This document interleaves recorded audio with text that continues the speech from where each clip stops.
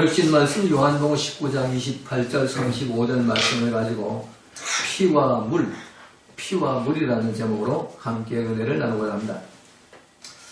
자, 오늘은 사순절 두 번째 주간입니다. 이 사순절 기간은 예수님의 십자가 고난을 묵상하면서 회개를 하는 그런 기간이 바로 사순절 기간입니다.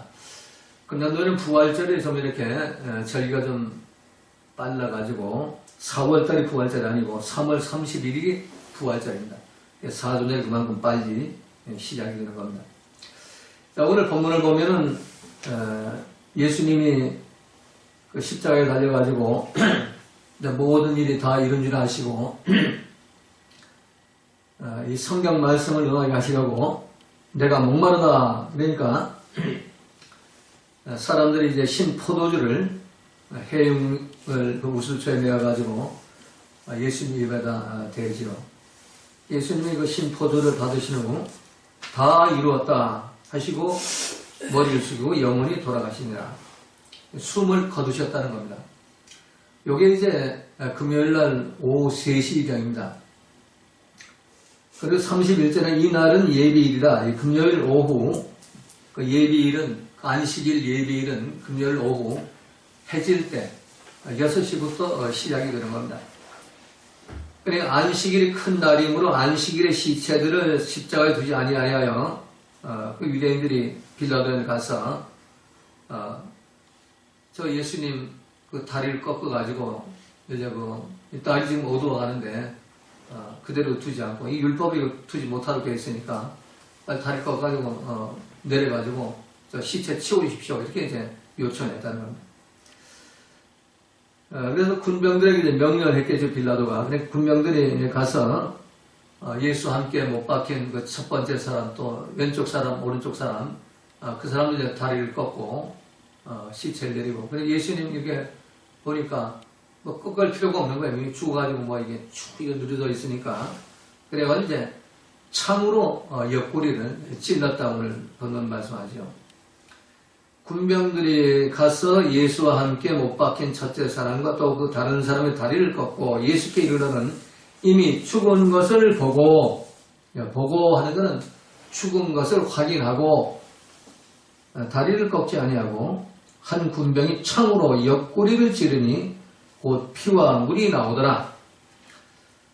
자, 오후 3시에 돌아가신 분 예수님 그 시체를 지금 옆구리를 찔러가지고 피와 물이 지금 나왔다고 말씀하죠. 그 35절은 이를 본 자가, 사도 요한의 이를 본 자가, 이를 직접 이제 목격한 자가 증가했으니 그 증거가 참이라. 저가 자기의 말을 그 참인 줄 아는 거로 너희를 믿게 하려 하며 이걸 너희들이 믿어라. 이렇게 지금 말씀하고 있는 겁니다. 자, 오늘 본문을 보면은 우리 인간들이 예수님에게 하는 일은 오직 신 포도주를 마시게 하는 일, 그리고 예수님 옆구리에 창을 찌르는 일만 하지요. 우리는 그냥 이 사순절 보낼 때마다 말씀을 묵상하면서 그냥 건성건성 2000년 전에 예수님이 십자가에서 돌아가시고 뭐 군병들이 창을 찔렀다더라, 뭐 머리에 가시관을 썼다더라, 그럼 끝나잖아요. 그 의미를 전혀 우리가 알지 못하죠. 자, 이 신포도주를 마시게 하는 일, 또 옆구리에 창을 찌르는 일, 우리 인간들이 하는 일이에요. 예수님 한 일이 뭐냐? 옆구리에 창이 찔려가지고 물과 피를 흘리는 그 일을 예수님이 하신 겁니다. 자, 우리는 항상 예수님에게 신포도주, 지난번 말씀드린 대로 신포도주는 썩은 포도주, 썩어서 아주 부패된 그 포도주, 옥소스라는 그런 단어를 쓰는데, 초처럼 된 그런 포도주. 신포, 썩은 음식, 부패된 음식을 예수님한테 드리죠. 자, 오늘 본문에 나오는 로마 군병만이 아니라 예수님을 메시아이자 왕으로 영접했다고 하는 우리들도 예수님에게 살아있는 음식을 못 드려요. 살아있는 음식. 살아있는 음식이 뭐예요? 아주 신선하고 아주 거의 생명력이 있는 그런 살아있는 음식, 생명의 말씀과 성령의 열매는 우리가 드리지 못하는 것.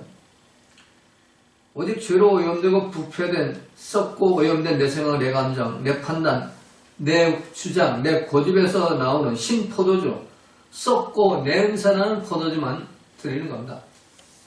우리 너무 예수를 영접했다고 그러잖아요. 우리가 예수를 영접했다고. 여러분은 예수가 다 있잖아요. 그런데 그 예수님한테 생명의 양식은 드리지 못해요. 살아있는 음식은 드리지 못하고 썩은 음식만 쓴결머리나 드리고 그냥 혈기나 드리고 분노나 드리고 비판, 정죄나 불평, 원망이 드리고 신포들만 드리는 이런 삶을 사는 거예요. 그리고 더 나아가서 옆구리에 창을 찔러 대지요. 자, 창은 이제 론케라는 단어예요. 론케는 날카로운 창날이고, 이건 이제 전쟁 연습의 도구, 살인의 상징. 그 시대에 창은 전쟁을 상징합니다. 전쟁 연습, 또 살인의 도구예요. 그래서 그 성경 요엘서를 보면 너희는 보습을 쳐서 칼을 만들지어다, 낫을 쳐서 창을 만들지어다, 악한 자도 이르기를 나는 강하다 할지어다.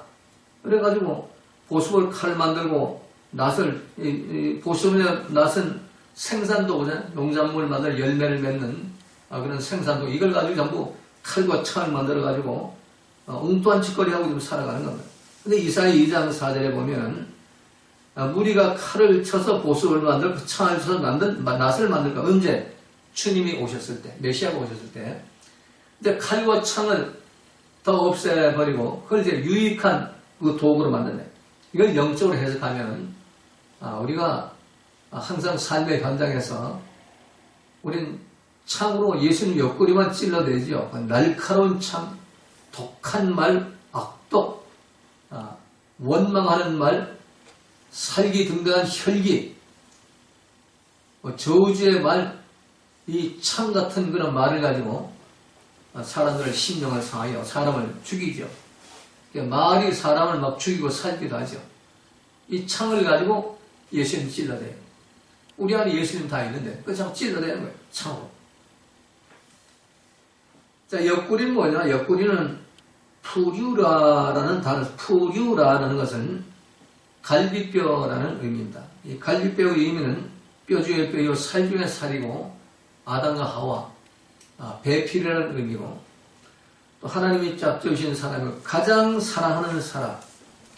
그래서 예수님과 우리와의 관계가 신랑과 신부의 관계고, 우리는 예수님의 갈비뼈에서 나온 사람이에요. 그런데 우리가 인간들이 예수님 그 갈비뼈를 창으로 막 찔러대는 거예요.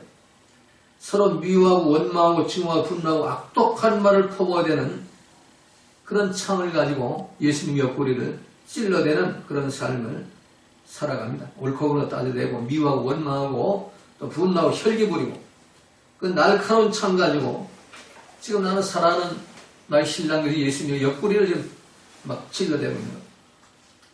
그러나 예수님은 우리 인간들이 주는 그 신포도주 썩은 물들을 다 받아 마시고 그 창의 찔림을 받으면서도 피와 물을 쏟아내 주시는 겁니다.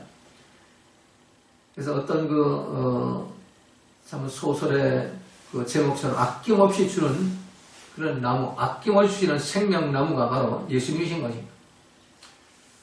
자, 오늘 본문 34절에서 그중 한 군인이 창으로 옆구리를 찌르니 곧 피와 물이 나오더라. 요한복음 19장 34절.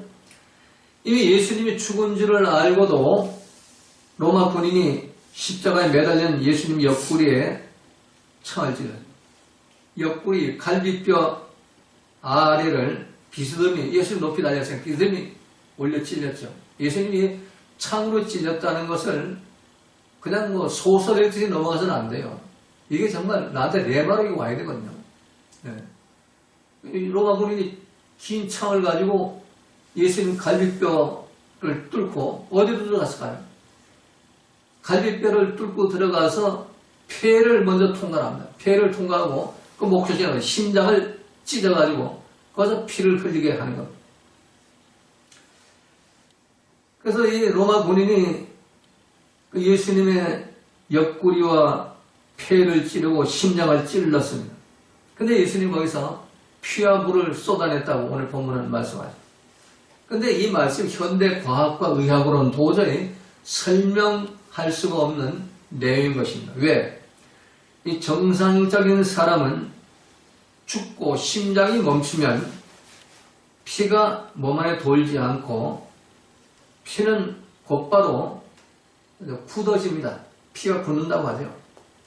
그래서 그때 피가 몸에 고여서 굳게 된 피를 혈병, 피떡이라고 하죠. 그 정상으로 호흡이 있고 활발한 심장 박동을 해가지고 피가 돌아다니는 사람을 살아있는 상태로 창으로 찔리면 피가 흐르지만 죽은 사람 피를 찔리면 아무리 찔러도 피가 안 나와요. 우리가 짐승 잡을 때도 가보면은 그 죽은 짐승은 피가 안 나와요. 산에서 얼어 죽거나 올감에 걸려 죽은 그런 짐승 시골에서 동네 그 청년들이 잡아와가지고 우리 집 마당에서 잡는 걸 봤어요. 피 한 방울 안 나와요. 그럼 살아있는 거는 조금만 건들 피가 나와요. 여러분 그렇잖아요. 우리가 저도 이제 일을 하다가 손을 어떻게 다쳐가지고 손끝에 피가 이렇게 나오잖아요. 나오는데 나오면 곧바로 굳어버려요. 이게 지가 스스로 굳어버려요. 그래 이렇게 아물게 한다고. 피가 계속 안 흘러요. 저는 굳는 시간이 한 1분도 안 되는 것 같아요. 나오면 30초면 딱 굳어버려요. 그래서 사람이 살아있을 때는 피가 흐르지만 죽으면 피가 안 흐르는 거예요. 근데 오늘 본문은 죽은 예수님이 피를 흘렸다는 거예요. 피와 물을 흘렸다는 거예요. 오늘 본문은 예수님이 십자가에 죽으신 지 이미 한참이 지난 저녁 무렵에 예수님 옆구리를 창으로 찔렀는데 피와 물이 나왔다는 것. 자, 이 피와 물이 도대체 그 의미가 무엇일까요? 예수님의 옆구리에 나온 피와 물이 정말 나의 구원을 위해서 흘리신 피라면 또 나의 구원을 위해서 흘리신 물이라면 그 피와 물의 의미가 무엇인가? 첫 번째, 예수님 옆구리에 창에 찔려 흘리는 피는 우리의 죽을 생명을 다시 살려주시는 생명의 피라는 겁니다. 구약 성경에서는 피를 댐이라고 댐이라는 단어를 사용해요. 이 댐은 피라는 의미도 있지만 생명이라는 의미가 있습니다. 예수님 옆구리에 피가 흘렀다는 생명을 주기 위해서 피가 흘렸다는 얘기예요. 창세기 9장 4절에서 생명되는 피라고 표현하죠. 신명기 12장 23절에서도 그 피는 그 생명인즉이라고 했어요. 그 생명이 바로 피라고 성경은 말씀하고 있는 겁니다. 레위기 17장 10절 분명히 말씀하지요. 육체의 생명은 피에 있음이라 내가 이 피를 너희에게 주어 제단에 뿌려 너희의 생명을 위하여 속죄하게 하였나니. 자, 생명의 피에 생명이 있으므로 예수님이 그 피를 주어가지고 우리를 속죄하게 하고 생명을 주었다는 얘기입니다. 신약성경에는 이 피를 하이마라는 단어를 사용합니다. 하이마는 십자가 피, 생명의 자리, 그런 의미입니다.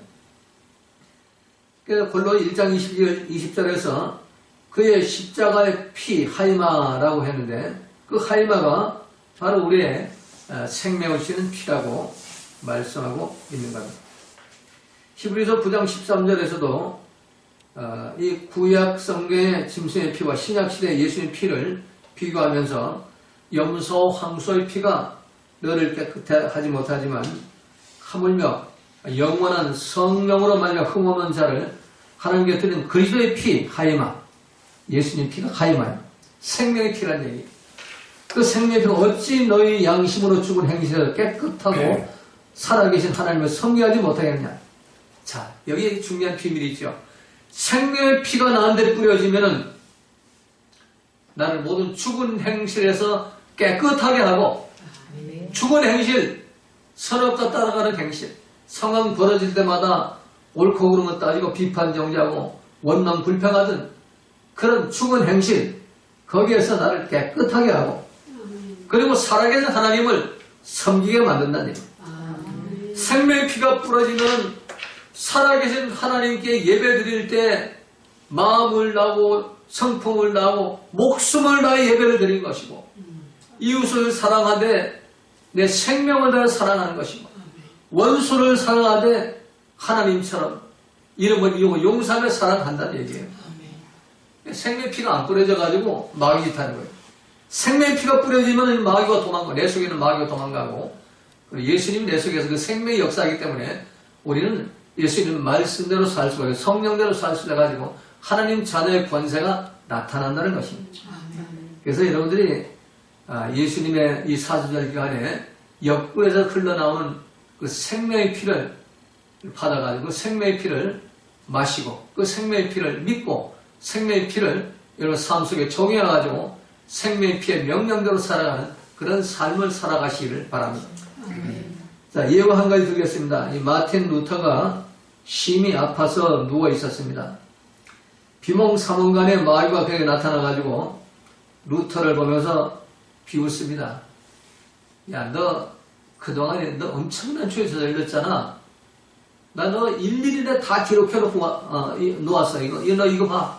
그리고 이제 누워있는, 침대에 누워있는, 앓고 있는 루터에게 그 죄를, 일생 동안 지은 죄를 한두 마리를 가져와서 보여주는 거, 흔드는 거예요.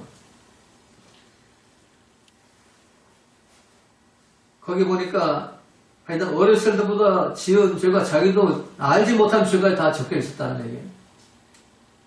그래서 루터는 그때 소리를 질렀어요. 그래, 맞아. 네가 갖고 온 그거 내가 다 저질렀어. 하나도 빠짐없어. 그러나 너는 그 마지막에 한 가지를 기록을 안 해놨어. 한 가지. 넌 한 개 다 맞는데 하나가 기록이 안 됐어. 그것은 바로 예수님의 피가 나의 모든 죄를 깨끗게 해줬다는 거예요. 예수님 피가 내 모든 죄를 사하게 했어. 마지막에 곡을 써야 돼. 곡어. 그 엄청난 죄 그것이 마지막에 곡이 있어. 예수님 피가 내 죄를 없애주셨어. 그랬더니가 마귀가 두루마리 확 쳐박아서 도망쳐 나가더라. 그리고 루터는 병사에 일어나가지고 이 종교 개혁을 실천시키고 종교에 성공하게 되죠. 그렇습니다. 우리는 우리의 모든 죄의 목록이 순간순간마다 이 마귀는 쫓아다니면서 죄를 짓게 하고 그걸 다 기록해놔요. 자기 증인이니까. 마귀가 내 속에 역사가 죄를 짓게 하니까 마귀보다 더 잘하는 사람이 없어. 우리 죄진 거가. 그러니까 다 기록해놓은 것이에요. 마지막 심판 때도 이 마귀는 예수님 심판하실 때 그거 내밀 거예요. 하나님 앞에. 이 사람이 평소에 이런 죄를 지어주고 이런 죄를 저지르고 이걸 어떻게 용서해가지고 저 나가는 죄를 보내냐고. 그런데 예수님이 그 충복이다. 아니야. 이 사람은 몇 년, 몇 월, 며칠 나의 생명의 피를 믿고 회개해서 죄사함 받았어. 죄 없어졌어. 그럼 할 말이 없는 거예요. 너는 저 영생으로 들어가. 그러나 회개 안 하면 회개해야만 천국에 들어가지. 회개 안 하면 지옥이에요. 왜? 예수님 변호를 할 수 없으니까. 생명의 피가 뿌려지지 않으면 어떻게 예수님이 변호할 수 있어요? 생명의 피가 뿌려져야만 예수님이 변호를 할 수가 있는 거예요. 여러분 이 사도절 기간에 이 생명의 피에 대해서 깊은 의미를 여러분이 분명히 깨닫고 이걸 믿고 영접해가지고 여러분이 회개 죄사함 받고 참 영생을 시작하는 천국을 시작하는 그런 축복을 받으시기를 주님의 이름으로 부탁을 드립니다. 그래서 생명의 피, 나의 신랑 되신 예수님 옆구리에 나온 그 피, 예수님의 갈비뼈에서 나온 그 피, 하이마의 피를 믿고 회개 죄사함 받고 성령을 선물을 받아가지고 하나님 자녀의 특권을 가지고 살아가도록 만들기 위해서 예수님은 생명의 피를 흘리셨다. 그는 우리 분명히 믿어야 하는 겁니다. 자, 두 번째는 예수님 옆구리 천에 흘리는 물이 나오죠. 물의 의미가 뭐냐? 피가 나왔죠. 더 물이 나왔어요. 피만 나온 게 아니라 물이 나왔다고 해요. 피와 물이. 이 물은 이제 휴도르라는 단어를 써요. 물은 씻음, 물이라는 의미보다 씻음, 세례, 생명, 영혼을 새롭게 하고 살리는 것. 휴도르는 회개라는 의미가 더 많아요. 사실 우리 인간은 모두 물로 이루어져 있죠. 피의 90%가 물이고 뇌의 80%가 물이고 우리 살의 육체의 살의 75%가 물이에요. 심지어 뼈도 우리 뼈 딱딱한 뼈가 25%가 물이라고 해요. 이 휴드로가 뭐냐? 물은 우리의 체온을 조절하면서 생명을 유지하는 것이고, 또 물은 비타민과 영양소를 운반하는 그런 도구예요. 또 물은 배설물을 처리하는 도구예요. 최근에 발견된 것인데 물은 치유하는 일, 병을 치료하는 그런 일을 하게 되는 겁니다. 그래서 우리가 음식을 먹지 않고 굶어서 가는 여러 날을 살 수 있지만 물은 먹지 않으면 2주일 동안 물을 먹지 않으면 죽어버려요. 사람은 2주를 견뎌, 이 건강에 약한 일주일을 물 먹지 않으면 죽어버려요. 그래서 그 음식할 때 우리가 항상 물을 먹잖아요. 물을 먹어야 사는 거예요. 지구 표면의 4분의 3이 이 물로 덮여있고 생명의 기원이 물로 시작이 되었다고 과학자들은 말합니다. 우리 모든 인간들은 물로 형성된 어머니의 뱃속에서, 그 태 속에서 9개월을 물속에 살다가 세상에 태어나가지고 평균 수명을 살 경우에 자기 그 평균 수명, 옛날에 한 60세, 요즘 한 80세 평균 수명, 우리 일본은 83세 평균 수명이고 한국은 79세, 이제 80세로 이제 올라간다고 그러는데, 7,000갈런이면은 28,000톤이에요. 1톤처럼 28,000대의 물을 우리가 마시는 거예요. 일생 동안. 엄청난 물을 우리가 마시고 있는 거죠. 그래서 우리는 물로 태어나가도 물의 덕분으로 살다가 죽는다고 할 수가 있어요. 그래서 성경에서 물은 뭐냐? 물은 우리에게 새 생명을 주는 회개의 샘물을 물이라고 해요. 회개의 생명수 샘, 그게 물이에요. 회개하면은 주님의 그 생명수 샘이 나에게 뿌려져 가지고 영원토록 마르지 않는 샘 솟는 강, 성령의 강이 솟아오르게 해요. 그래서 우리가 회개해서 죄사함 받고 성령을 받는다는 의미가 뭐예요? 예수님의 옆구리에 흐르는 그 물로 우리 회개를 해야, 그게 세례란 말이에요. 세례. 세례는 그 죽음을 의미하죠. 이스라엘 백성들이 출애굽해가지고, 이스라엘 백성들이 출애굽할 때 6월절 어린 양을 잡아가지고 문지방에 피를 바르고 출애굽했어요. 그럼 구원됐을 거 아니에요. 구원됐잖아요. 우리도 예수님 피 믿고 구원됐다고 그러잖아요. 근데 피만 가지고 안 된다는 얘기예요. 피만 가지고 됐으면은 예수님 피만 흘려도 물을 흘릴 필요가 없는 거예요. 피만 흘리지. 근데 물을 또 흘렸단 말이에요. 근데 우리는 출애굽할 때 예수님 어린 양 피와 믿음으로 구원받았다. 정말 구원받았어요? 아니죠. 홍해바다는 건넜지만 요단강은 못 건넜어요. 홍해바다 건너가지고 또 그 죄로 오염된 예수님 피 믿어도 이런 마귀가 끈질기게 또 쫓아다녀요.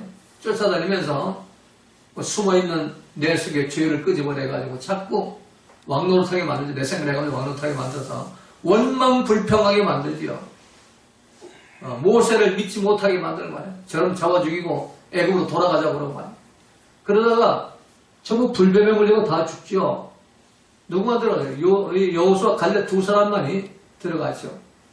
어떤 상황, 어떤 환경 속에서도 기쁨 빼앗기지 않고 감사 빼앗기지 않고 항상 모세가 하는 말들 긍정적인 반응을 보이면서 믿음 생활했던 여호수아 갈렙만이 요단강을 건너. 요단강은 죽음의 강이에요. 우리가 사람 장례식 할 때 꼭 부르는 그 찬송이 요단강 건너가 만나지 않아요? 마지막 죽음의 강이. 예수님이 요단강에 세례를 받으셨다는 것은 바로 요단강에 죽었다는 의미를 말하는 거예요. 장사 지내을 의미하는 거예요. 요단강에 장사 지내 성령이 오시는 거예요. 요단강에서 예수님이 세례 받으시고 장사 지내고 그리고 기도하실 때 빌과 성령 하늘에 내려가지고 이는 내 사랑하는 아들이요 내 기뻐하는 자라고 하는 인을 쳐주시는 거죠. 그래서 이 물은 바로 회개의 세례를 말하는 겁니다. 그냥 이마에 물질과 세례 받는 이런 세례가 아니고 회개의 세례. 오늘 우리 홍련이가 예배에 참석했는데 이마에 물질과 바르는 세례 그것만 가지고 구원됐어 이렇게 생각하면 안 돼. 회개의 세례가 또 있다니. 회개의 세례. 그 회개의 세례는 죽음의 세례. 나를 꺾고 나를 십자가에 못 박아 죽이고 예수님의 생명수물을 받아가지고 온몸에 적셔가지고 이제 내가 내 생각, 내 감정, 내 판, 내 주에 살지 못하게 하는 그 세례. 그 세례를 받아야, 그 회개의 세례를 받아야 죄가 없어요, 죄가. 죄가 없어지면 그때 성령의 선물로 오신단 말이에요. 성령이 우리를 진리로 인도하시기 때문에 우리를 말씀으로 인도하게 하셔가지고 용서 못할 사람은 용서하게 하시고 말이에요. 사랑하지 못할 사람은 사랑하게 하시고 말이에요. 도대체 이 세대에 내가 마음에 안 드는 사람이 다 없어지게 만드는 거예요. 그게 바로 아버지 뜻이요. 항상 기뻐 보험사에 감사하는 아버지 뜻. 예수님 말씀하신 대로 하는 나라는 여기 있다 저기 있다가 아니라 바로 너희 안에 있느니라. 바실레의 천국이 회복된다는 거예요. 하나님 나라는 항상 기뻐하고 보험사에 감사하는 나라예요. 그건 불평 원망이 없고 옳고 그른 거 따지는 것도 없어요. 무조건 사랑하는 나라. 그 나라가 회복이 되는 겁니다. 그건 바로 회개의 세례를 통해서 예수님 옆구리에서 나온 물을 받아야만, 그 생명수 물을 받아야만 우리가 죄사함을 받을 수가 있고 성령 선물을 받을 수가 있게 되는 겁니다. 이런 모두가 이번 사순절 기간 동안에 참 예수님 옆구리에 나오는 그 물로 참 여러분의 그 생명수 물로 몸과 마음을 다 씻고 회개해서 죄사함 받으시기를 주님의 이름으로 부탁을 드립니다. 자, 마지막 세 번째. 예수님 옆구리가 창에 찢어가지고 흘러나온 그 피와 물은 예수님이 나의 메시아 그리스도 왕이라는 사실을 믿게 하기 위함이라는 겁니다. 오늘 본문에서. 이를 본 자가 증거하였으니 너희를 믿게 하려 함이라. 이 물과 피는 그냥 예수님 흘린 게 아니고 저분이 너희를 구원할 메시아 왕이시다. 이걸 믿게 하기 위해서 예수님 몸에서 옆구리에서 피와 물이 흘렀다는 겁니다. 요한복음 20장 31절에서도 같은 말씀이 있죠. 오직 이것을 기록함은 너희로 예수님께서 하나님의 아들 그리스도이심을 믿게 하려 하며 또 너희로 믿고 그 이름을 힘입어 생명을 얻게 하려 함이라. 예수님 믿고 생명을 얻게 하기 위해서 예수님 옆구리에서 피와 물이 나왔다는 겁니다. 우리 인류는 지구촌에 살고 있는 모든 인류는 두 가지 무리 중에 한 가지예요. 예수님의 피와 물을 믿고 예수님을 주님으로 왕으로 영접하고 왕의 통치를 받는 사람이 있고 또 한 무리의 사람은 예수님의 피와 물을 믿지 않고 예수님을 주인으로 영접하지 않고 자기가 주인 노릇하는 것, 죄로 오염된 자기 뇌세포가 왕 노릇하는 그런 삶을 사는 자는 이 두 부류로 딱 나눠져요. 마지막 심판 때 예수님을 주님으로 영접해가 주님의 통치를 받는 사람은 영원한 천국으로 들어가는 것이고 예수님을 나의 주님으로 영접하지 않고 그 통치를 받지 않고 죄로 오염된 마귀가 그냥 장난치는 그 내 생각 내 감정 가지고 살아가는 그 사람들은 모두 지옥으로 가요. 그가 뭐 목사가 돼도 소용이 없고 작은 권사 집사가 돼도 소용이 없어요. 여러분 이번 사순절 기간에 정말로 나를 철저히 깨서 십자가의 못을 박아버리고 예수님 피와 물로 씻음 받아가지고 참 거듭나는 그런 역사가 일어나야 하는 겁니다. 그래서 예수님의 나의 메시아 그리스도 왕이라는 그 사실, 나의 통치자라는 사실, 이걸 분명히 믿어야 하고 그 예수님이 실제로 나의 왕이 되셔야 합니다. 내 삶 속에 예수님 왕이 돼요. 우리 그러려면 예수님이 나의 왕이 되더라고 그러면은 자꾸 이념적으로 생각해 머릿속으로만 저 하늘 보좌에서 나를 위해 우편에서 중복이던 그 예수님이 나의 왕이십니다. 왕이시여 그리스도시여 막 이런 막 기도도 눈물도 흘리는데 아무 소용없어요. 그 왕이 지금 내 현재 삶 속에 왕이 돼 있냐 말이야. 내 삶 속에 예수님 왕이 돼 있어야 돼요. 예수님이 누구냐? 태초부터 말씀으로 계신 분이 바로 예수님이에요. 예수님이 나의 왕이 되려면은 예수님 말씀이 나의 왕이 되어야 하는 거예요. 원수를 사랑하라. 원수를 사랑하라는 말씀이 나의 왕이 되어야 되고, 70번씩 7번씩 용서하라. 그럼 70번씩 7번 용서하는 게 나의 왕이 되어야 된단 말이에요. 비판하지 말아라. 그럼 비판하지 마는 것이 나의 왕이 되는 거예요. 항상 기뻐해라 말이에요. 근심, 염려, 걱정을 막여주는 거예요. 나 때려 치워버리고 항상 기뻐해야만 예수님 나의 왕이 되는 거예요. 항상 기뻐하지 않고 말이에요. 안절부절하고 막 근심, 걱정, 염려하고 말이에요. 오만 가지 그냥 그 세상 지구촌 그 모든 근심 덩어리를 떠안고 사는 그런 참 삶을 사는 것은 예수님 왕이 아니에요. 누가 왕이에요? 마귀가 왕이죠. 그러면서 뭐 주여주하고 뭘 기도라 고쳐달라고 뭐 도와달라고 아무 소용없는 거예요. 예수님이 나의 왕이 되야만 여러분의 기도 들어주세요. 여러분 어떤 문제든지 말이에요. 어떤 환경 상황 속에서 하나님이 형통의 길을 주시고 축복의 길을 주시는 겁니다. 모두 이번 사순절 기간에 이런 복을 받으시기를 주님의 이름으로 부탁드립니다. 주님 오시는 날 정말로 잘했다고 칭찬받고 상급받고 멸관받는 축복된 성도들 되시기를 주님의 이름으로 축원을 드립니다. 우리 모두 자리에서 일어나셔서 주님의 찬송 부르시고 축도하심으로 예배를 마치겠습니다.